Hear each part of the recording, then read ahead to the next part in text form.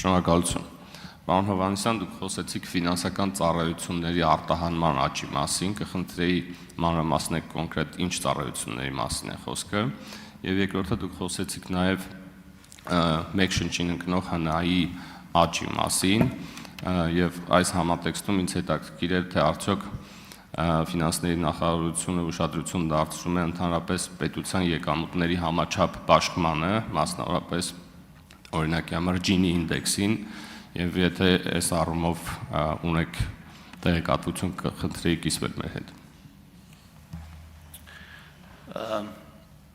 Պարոն Աղաջանյան, երբ որ խոսում ենք ֆինանսական ծառայությունների արտահանման մասին, դա ոչ ռեզիդենտներին տրամադրված ծառայությունների ծավալն է, հիմնականում բանկային համակարգի եւ ներդրումային ընկերությունների կողմից։ Այդ ծավալը էապես մեծացել է վերջի շրջանում եւ դա այն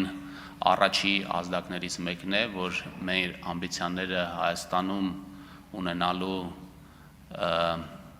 ֆինանսական զարգացած համակարգ, որը կարող է տարածաշրջանին ծառայություններ մատուցել, կարող է իրականություն դառնալ, այսինքն ըստ էության մենք տեսնում ենք թռիչքաձև աճ, ինչպես ասացի, 21 թվականից 0.3%-ից հասել ենք 2.1%-ի, սա էական մեծացում է։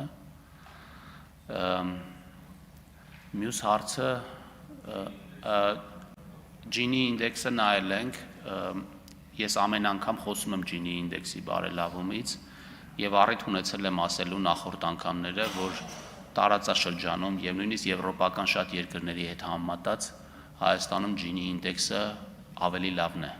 Այսինքն մենք ունենք եկամուտների բավականին լավ բաշխում հասարակության տարբեր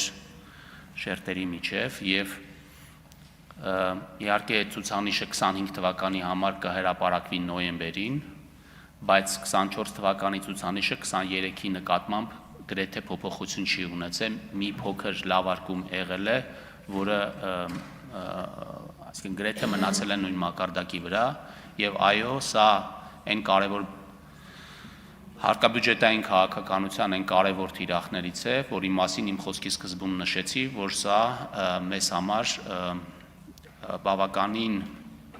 կարևոր է երկու առումով ենք այս հարցին անդրադառնում։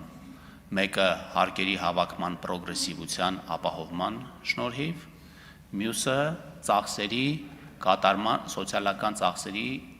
վերաբաշխողական ֆունկցիան ավելի լավ կատարելու շնորհիվ։ Եվ բնականաբար սա արտահայտվում է նաև ձեր նշած Gini ինդեքսում։ Արձագանք։ Շնորհակալություն։ Ֆինանսական ծառայությունների արտահանման մասով դուք ասացիք, որ բանկային սեկտորին է վերաբերվում հարցը եւ արտասահմանից կազմակերպություններին են նրանք ծառայությունները մատուցում։ Ես նկատի ունեի կոնկրետ ինչ տեսակի ծառայությունների մասին է խոսքը, պայմանականորեն ներդրումային բանկի գործառույթ կամ պորտֆելի կառավարում եւ այլ, այսինքն մի քիչ ավելի մանրամասն ինչ ծառայությունների մասին է խոսքը։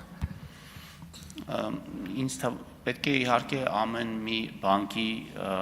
եկամուտների եւ ծախսերի հաշվետվությունը նայենք, որպեսզի այս